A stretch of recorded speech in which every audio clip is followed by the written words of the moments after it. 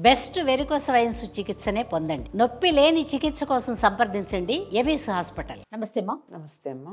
అమ్మ, మాసాలన్నింటిలో మార్గశిర మాసం తనకి చాలా ఇష్టమని, ఈ మాసంలో తాను ఉంటానని విష్ణువే స్వయంగా ప్రకటించారు కదమ్మా. అవునమ్మా. అందుకోసమే మనము విష్ణు సహస్రనామాలు చదువుకుంటాం. అవును. వీటిని చదువుకునేటప్పుడు, పారాయణ చేసేటప్పుడు ప్రత్యేకమైన నియమాలు ఏమన్నా పాటించాలి? ఎందుకంటే లలితకు సంబంధించి చాలా గ్రూపులు చూస్తూ ఉంటాం. ఇలాంటి పెద్దవారు ఎక్కడైనా తప్పులు చెప్తుంటే వాటిని కరెక్ట్ చేయడం ఇలాంటివి వింటూ ఉంటాం. అవునమ్మా. విష్ణు సహస్రనామాలను కూడా ఆ విధంగానే ముందుకు తీసుకెళ్లాలా, లేకపోతే ప్రత్యేకమైన ప్రదేశంలో కూర్చొని చదువుకోవాలా? వీటికంటూ సమయము అట్లా ఏదన్నా ఉంటుందమ్మా? ఏదైనానమ్మా, ఒక నవల చదువుకున్నట్టు, ఓ సినిమా చూసినట్టు, ఒక కథ చదివినట్టు అర్థం కోసం చదివితే పెద్ద సమస్య ఏం లేదు. ఎట్లయినా ఎప్పుడైనా కూర్చొని చేయొచ్చు. కానీ ఒక ఫలితాన్ని ఆశించి మనం చేసినప్పుడు మాత్రం నియమబద్ధంగా చేయాలి. ఏదైనా నాకు ఫలానా ఫలితం కావాలి అని గనక గట్టిగా అనుకున్నట్టయితే తప్పనిసరిగా నియమాలు పాటించాలి. ఎంత బాగా చెప్పారమ్మా.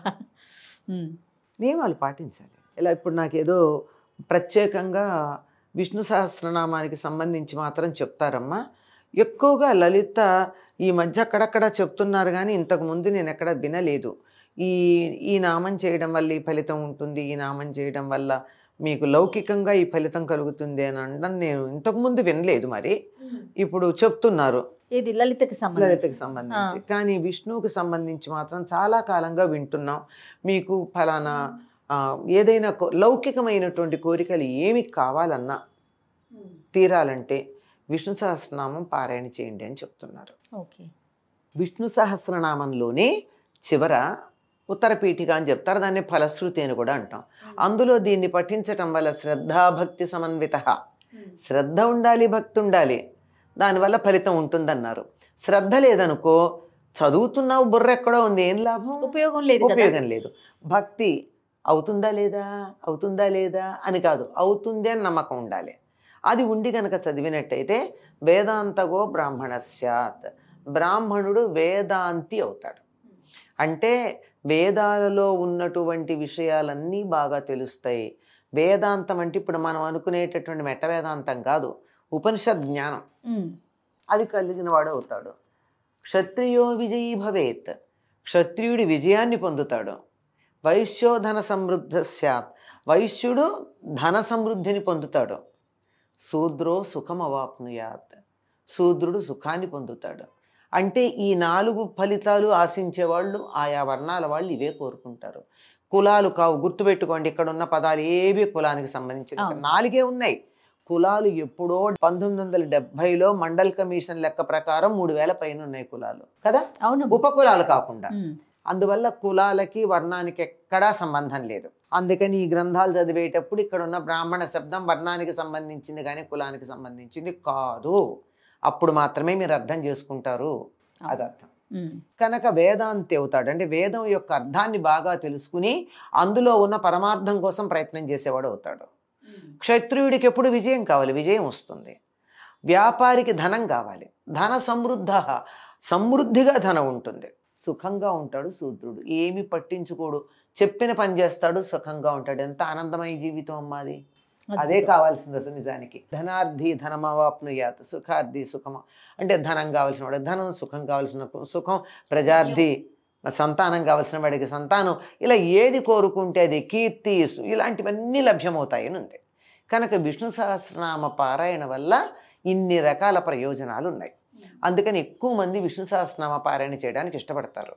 పైగా విష్ణు సహస్రనామం చదవడంలో పెద్ద ఇబ్బంది ఉండదు. ఎక్కువగా దోషాలు పోయే అవకాశం కూడా తక్కువ. అంటే మనకు ఉచ్చారణ చేత కాకపోతే తప్ప ప్రత్యేకంగా ఈ రోజుల్లో శ్రీ అంటున్నారు. శ్రీ ఎక్కడి నుంచి వచ్చిందో నాకు ఎప్పటికీ తెలియదమ్మా. చాలామంది కోపం వస్తుంది, కానీ మళ్ళీ చెప్తున్నాను నేను. శ, ష, స అని 3 ఉన్నాయి తెలుగులో, సంస్కృతంలో కూడా ఉన్నాయి. శ లేదు కొన్ని ప్రాంతాలకి, కొన్ని భాషల్లో. అట్లాంటి వాళ్ళు అయితే శ్రీ అంటూ ఉంటారు. వాళ్ళల్లాగా ఉన్న మనకెందుకమ్మా, శివ అని చక్కగా మెలికశాతో చెప్పగలిగిన మనం శివ అని ఎందుకనాలి? అవును, ఇంగ్లీష్లో కుదించుకుంటారు ఏమో అనిపిస్తుందమ్మా. ఇంగ్లీష్లో కూడా ఫొనెటిక్ లాంగ్వేజ్లో చక్కగా ఉంటుందమ్మా. మామూలు ఎస్ రాస్తే స, ఎస్ పైన ఫాస్ట్రఫీ పెడితే ష, ఎస్ కింద చుక్క పెడితే ష. అంత క్లియర్గా ఫొనెటిక్ లాంగ్వేజ్లో ఉంది. ఇంగ్లీష్ వాళ్ళు కూడా ఒప్పుకున్నారు. వాళ్ళ భాషల్లో, భారతదేశంలో ఉన్న కొన్ని భాషల్లో లేదు గనక వాళ్ళని చూసి అనుకరించవలసిన దరిద్రం మనకేమిటి? అవునమ్మా. మనది సంపన్నమైనటువంటి భాష. ఇంత సంపన్నమైన భాష కలిగిన మనం లేని వాళ్ళలాగా పేదరికంతో మాట్లాడకూడదమ్మా. అమ్మా. అందుకని శ్రీ అనండి, శ్రీ ఎందుకు? అవును అవును. అలాంటివి ఎక్కడో ఒకటి రెండు తేడా ఉంటాయి తప్ప అది తెచ్చిపెట్టుకున్న వ్యవహారాలు మిగిలినవన్నీ చక్కగా అందరూ ఉచ్చరించదగినవి. చిన్న చిన్న నామాలు తేలిగ్గా ఉంటాయి, చాలా హాయిగా ఉచ్చరించవచ్చు. అవును అవును. పైగా ఇందులో 108 శ్లోకాలు ఉన్నాయి. అవును. ఈ 108 సంఖ్యకు ఓ ప్రాధాన్యం ఉంది. ఏమిటంటే 27 నక్షత్రాల్లో 4 పాదాలు, ఒక్కొక్క నక్షత్రాన్ని 4 పాదాలు చొప్పున చెప్తే 27 × 4 108. అందుకని విష్ణు సహస్రనామ పారాయణ చేస్తే ఎవరి నక్షత్రం ఏదో దాన్ని బట్టి ఆ శ్లోకానికి ప్రాధాన్యం ఇచ్చుకుంటూ చదవాలని చెప్తారు. అంటే ఆ శ్లోకాన్ని 3 సార్లు చదవటమో ఏదో అట్లా. నా నక్షత్రం నాకు తెలియదు, అయితే ఏమైంది, మొత్తం విష్ణు సహస్రనామం చదువు, అయిపోయింది, ఫలితం ఉంటుంది. అందులో నీ నక్షత్రం కూడా ఉంది కదా. నీదే కాదు, నీ కుటుంబ సభ్యులది, అందరిది ఉంటుంది. మొత్తం ప్రపంచంలో ఉన్న జనాభా అంతా ఈ 108 నక్షత్రాల ఈ పాదాలకు సంబంధించిన వాళ్లే గనక అందరూ బాగుంటారు, అందులో మనం కూడా ఉంటాం. అది అంచేత విష్ణు సహస్రనామ పారాయణ విశ్వం విష్ణు అని మొదలవుతుంది. ఈ విశ్వమంతా విష్ణువే, సర్వాంతర్యామి అయినటువంటి విష్ణుని నేను ప్రార్థిస్తూ ఉన్నప్పుడు సర్వాంతర్యామిగా ఉండేటటువంటి వాడు అందరికీ మేలు చేస్తూ అన్ని రకాలైన మేలు ఆయనలోనే ఉంది కనుక నాకు కావాల్సిన మేలు నాకు చేస్తాడు. ఉదయం చదువుకోవాలి, సాయంత్రం చదువుకోవాలి, ఇట్లా ఏదన్నా నియమం ఉందమ్మా విష్ణు సహస్రనామాల పఠనం చేసేటప్పుడు? ఏదైనా సరే పఠనం చేసేటప్పుడు పూజలు, జపాలు, ధ్యానాలు ఇలాంటివి చేసేటప్పుడు ఉదయం నుంచి మధ్యాహ్నం 12 లోపల చేయాలమ్మా. 12 మళ్ళీ చేయదలుచుకుంటే 3:30, 4 గంటలకు మొదలుపెట్టి రాత్రి 7:30, 8 ఆ ప్రాంతాల దాకా చేస్తారు. ఇది సామాన్యమైనటువంటి గృహస్థులందరూ చేయాల్సిన నియమం. లేదు మేము ఇంకా చాలా ఎక్కువగా చేస్తాము అనుకున్నట్టుగా రాత్రి దాకా కంటిన్యూ చేయొచ్చు. అఖండనామాలు అట్లాంటివి ఏమైనా ఒక దీక్షగా పెట్టుకుని అఖండ విష్ణు సహస్రనామ పారాయణ ఇలాంటివి పెట్టుకుంటారు కదా, అట్లా చేస్తే చేయొచ్చు.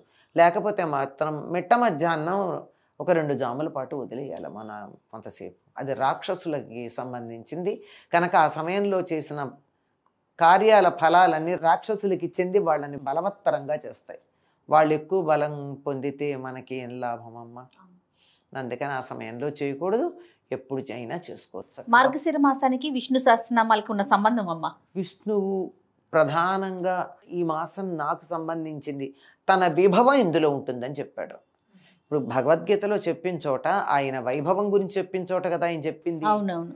నేను మార్గశిర మాసం నాకు సంబంధించింది అన్నాడు అంటే ఆయన యొక్క వైభవం బాగా కనపడుతుంది అని అర్థం. అందుకని మార్గశిర మాసంలో ఆయన్ని గనక మనం పూజించినట్టయితే బాగుంటుంది. దానికి కూడా ఇంకొక కారణం కూడా మనం ఊహించుకోవచ్చు, ఎక్కడా చెప్పలేదు. కానీ కార్తీక మాసంలో ఆయన క్షీరాబ్ది ద్వాదశి నాడు ఆయన ఉత్థాన ఏకాదశి అని చెప్పి నిద్రలేస్తాడు. యోగ నిద్ర నుండి అంటాం కదా, నిద్ర నుంచి లేచిన కొంచెం సేపటికే కదా మార్గశిర మాసం వస్తుంది. చాలా తాజాగా ఉంటాడు, నిద్రపోయి ఫ్రెష్గా ఉంటాడు. ఆ సమయంలో మనం పిలిస్తే తొందరగా పలుకుతాడు అలిసిపోయినప్పటికన్నా. అది నేను వ్యక్తిగతంగా చెప్తున్నానమ్మా, అదే శాస్త్రాల్లో ఎక్కడా లేదు.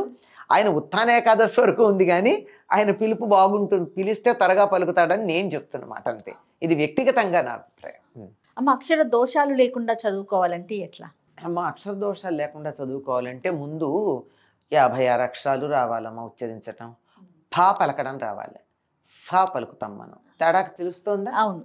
ఫా అంటే పై పళ్ళ కింద పెదవు పెడితే ఫ. 2 పెదవులు ఇలా కలిపి ఒక్కసారి గాలి వదిలితే ఫ. ఈ ఫా నేర్చుకోండి, శాచాలు నేర్చుకోండి. నేర్చుకున్న తర్వాత జాగ్రత్తగా అయిపోయిన బాల్ పెన్ కానీ, లెడ్ కనపడకుండా పోయిన పెన్సిల్ కానీ తీసుకుని, లేదా ఒక పుల్ల ఏదంటే మన టూత్ పిక్ లాంటిదైనా, టూత్ పిక్ ఎడ్జ్ షార్ప్గా ఉంటుంది కనుక వద్దని చెప్తున్నాను అంతే. ప్రతి అక్షరం మీద అది పెట్టుకుంటూ అక్షరం చదవడం నేర్చుకోండి. మనకున్నటువంటి ఒకానొక మనస్తత్వం ఎవరికైనా ఉంది. అది ఏమిటంటే, పెద్ద పదం ఉందనుకో, మొదటి అక్షరం కానీ రెండో అక్షరం కానీ చదవంగానే తర్వాత పదాన్ని మనం ఊహించేసుకుంటాం.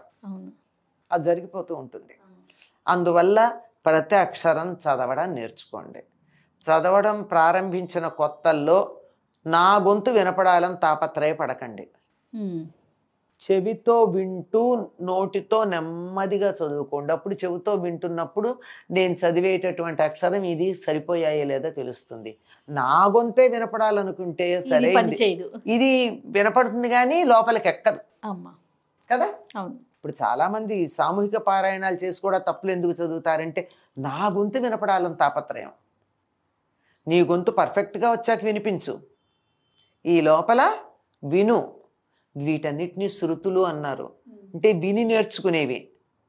వింటేనే స్పష్టమైన ఉచ్చారణ తెలుస్తుంది. ఎక్కడ ఆపాలో, ఎక్కడ కలపాలో, ఎక్కడ ఊనిక ఇవ్వాలో, ఎక్కడ వదిలేయాలో తెలుస్తుంది. ఎందుకమ్మా మనకి అసలు ఎంఎస్ సుబ్బలక్ష్మి గారు విష్ణు సహస్రనామాలు ఆ తల్లి గొంతుతో విన్నాము అంటే జన్మ గొంతు పెట్టుకుని, ఆవిడది గట్టిగా పెట్టుకుని, మనం పైకి అనకుండా పుస్తకం ఎదురుగా పెట్టుకుని అక్షరం అక్షరం మీద నేను చెప్పినట్టు పెన్సిల్ పెట్టుకుంటూ ఒక్క వారం రోజులు అభ్యాసం చెయ్యండి, చక్కగా వచ్చేస్తుంది. అక్షర దోషాలు ఉండవు. అప్పుడు ఎవరికి వెళ్ళాలో వాళ్ళకి ఎడుతుంది. నేను కొన్ని వందల సార్లు చెప్పా, మళ్ళీ చెప్తున్నా. నాకు మళ్ళీ చెప్పడం మామూలుగా ఇష్టం ఉండదు, కానీ కొన్ని తప్పవు. ఏమిటంటే మన ఈమెయిల్ ఐడిలో ఒక కామా కానీ, ఒక హైఫన్ కానీ, ఒక చుక్క కానీ తప్పు పెడితే ఎవరికి వెళ్ళాలో వాళ్ళకి ఎడుతుందా? రాంగ్ అడ్రస్ పెడుతోంది కదా. మరి అట్లాంటిది మనం దోషాలు చేస్తే మన అప్లికేషన్ ఎవరికి వెళ్ళాలో వాళ్ళకి ఎడుతుందా? పక్కనున్న వాళ్ళ దగ్గరికే ఈమెయిల్ ఐడి వెళ్ళకపోతే పైలోకంలో ఉన్న పరమాత్మ అంటే సర్వవ్యాపి ఇక్కడ కూడా ఉన్నాడు, లేడనడం లేదు, లెవెల్స్లో తేడా ఉంది కదా. పెడుతుందా? పర్ఫెక్ట్గా వెళ్ళాల్సిన చోటికి వెళ్ళాలంటే తప్పులు లేకుండా చదవాలి. ఇది నేను అందరికీ కొన్ని వందల సార్లు చెప్పా, మళ్ళీ చెప్తున్నా. అవసరమైతే ఇంకో కొన్ని వేల సార్లు చెప్తా. తప్పనిసరిగా ఉచ్చారణ దోషాలు లేకుండా చదవండి. అంతదాకా ఎందుకమ్మా? రికార్డు చేయడానికి ముందు విష్ణు సహస్రనామం రికార్డ్ చేయమని అడిగితే ఎవరమ్మా? ఎంఎస్ సుబ్బలక్ష్మి గారు. ఆవిడ సంస్కృత పండితుడి దగ్గరికి వెళ్ళి తన ఉచ్చారణ సరి చేసుకుని, ఎందుకంటే తమిళ ప్రాంతం వాళ్ళు కదమ్మా, ఎక్కడన్నా చాకి జాపలికి కాకి గాపలికి ప్రమాదాలు ఉంటాయి కదా. అందుకని వెళ్ళి కరెక్ట్ చేసుకుని, ఆవిడ దగ్గర అట్లాంటివి ఏం లేవులేండి. ఇన్ని త్యాగరాయ కీర్తనలు, ఇన్ని అన్నమాచార్య కీర్తనలు పాడారు, ఎక్కడ లేదు. అయినా సరే వెళ్ళి సరి చేసుకుని కంచి పరమాచార్య వారికి వినిపించి ఆయన ఇది సరిగ్గా ఉంది అన్నాకే ఆవిడ ఉచ్చారణ దోషాలు లేకుండా చదివారు. అందుకమ్మ ఆవిడ మహానుభావురాలు, ప్రాతస్మరణీయురాలు. ఆవిడని తలుచుకోవాల్సింది. భజగోవిందం కానీ, విష్ణు సహస్రనామం కానీ, ఇంకా మిగిలినటువంటి అనేకమైనటువంటి స్తోత్రాలు కానీ ఆవిడ గొంతుతో వింటే నిజంగా మనం ఉద్ధరించబడతాం. అవునమ్మా, ఇంకా వేరే ఇది వినిపించదు. నిజంగా ఒక గంధర్వలోకంలో నుంచి వచ్చి మనందరినీ ఉద్ధరించటానికి గాంధర్వ మార్గంలో అందరూ మోక్షం వైపు పయనించటానికి మార్గం వేసిన మహానుభావురాలు ఆవిడ. ఆ ముఖంలో ఆ పవిత్రత కానీ, ఆ ప్రశాంతత కానీ, ఆ హాయి కానీ ఎలా ఉంటుందంటే అట్లా ఉంటుంది. ఇది ఈ విషయమే కాదండి, ఆవిడ జీవిత చరిత్రలో కొన్ని విషయాలు చూస్తే అంత నిజాయితీగా, అంత గొప్పగా జీవించటం మాతృలకు సాధ్యమవుతుందా అనిపిస్తుందండి. ఆవిడ జీవితంలో కొన్ని ఘట్టాలు అద్భుతం. అటువంటి ఆవిడ పేరు తలుచుకుంటే కూడా చాలా జన్మధన్యం. ఈనాటికి కూడా అందుకే తమిళనాడులో పట్టు చీరల్లో ఒక రంగుకి ఎంఎస్ బ్లూ అని పేరు పెట్టుకున్నారు. ఆవిడ తరచుగా ఆ రంగు చీరల్లో కనపడుతుంది. ఒక రకమైన నీలం రంగున్న పట్టు చీరల్లో తరచుగా కనపడుతుంది. అందుకని ఆ రంగుకే ఎంఎస్ బ్లూ అని పేరు. ఎంతగా మనుషుల్ని ప్రభావితం చేసినటువంటిది. పాండిత్యం ప్రభావితం చెయ్యదమ్మా, వ్యక్తిత్వం ప్రభావితం చేస్తుంది.